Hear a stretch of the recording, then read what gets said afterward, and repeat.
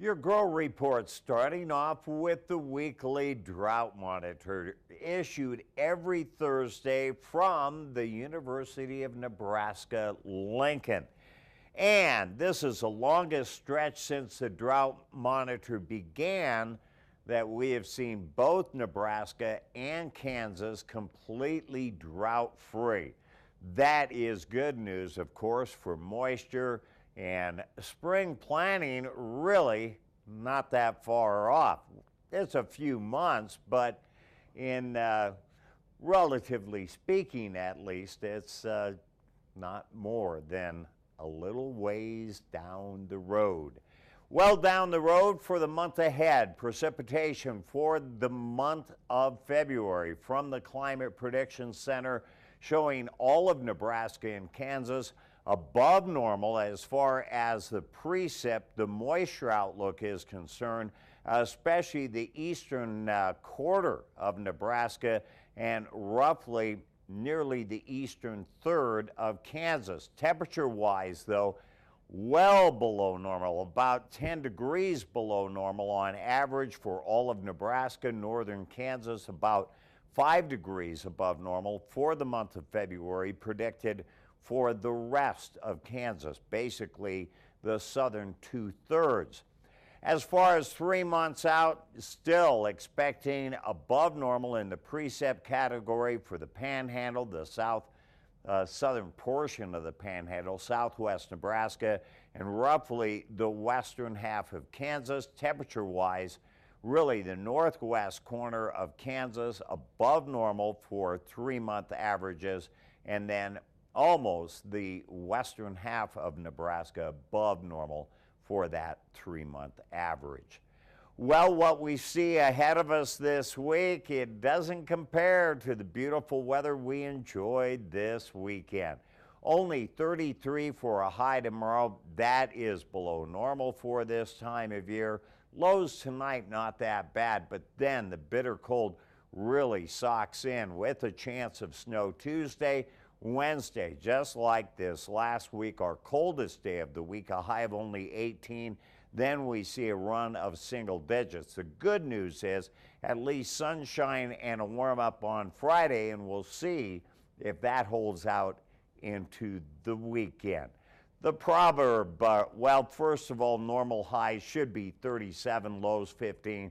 We're going to average around 26 for a high and 12 for a low. Again, as the weekends roll in, if they remain trending as they have, we can get by with a cold week. If February gives much snow, a fine summer it doth for show. It's good to have moisture out there. We'll see if you're picking up your shovel a little bit more. If the Climate Prediction Center is correct, we will. That is your Grow Report for this week. Join us again next week as we watch things grow.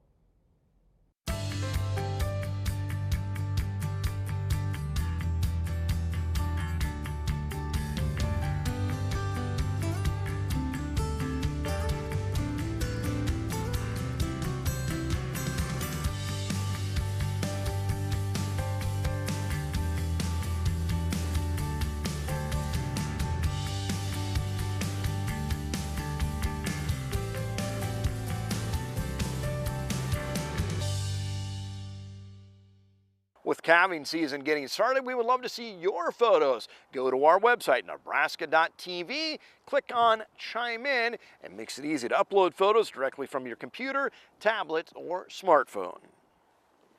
We've seen a nice warm-up over the last couple of days, but that polar vortex certainly posed problems for livestock producers. NTV's Sydney Edwards has more.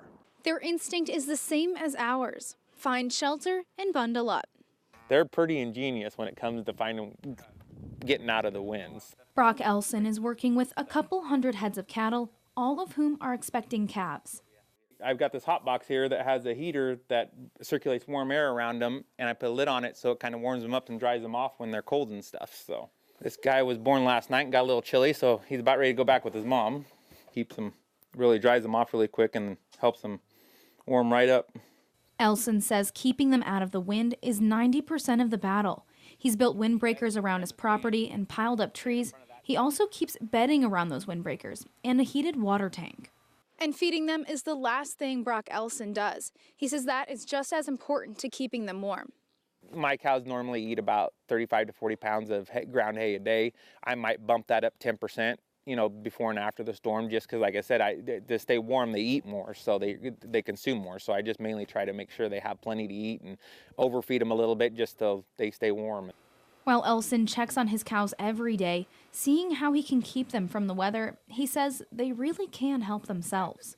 A lot of times they will stand with their butts to the wind, as well as they will group in a herd, and you'll kind of see them kind of rotate through sometimes, so not always the same ones on the outside. They have a knack for finding any place out of the wind, and you wouldn't think it'd be out of the wind until you get there, and it's amazing that cows know exactly where to go. Sydney Edwards, NTV News, Miller. From onion rings to wedding rings, a Nebraska couple celebrates runs of style. We'll have that still to come.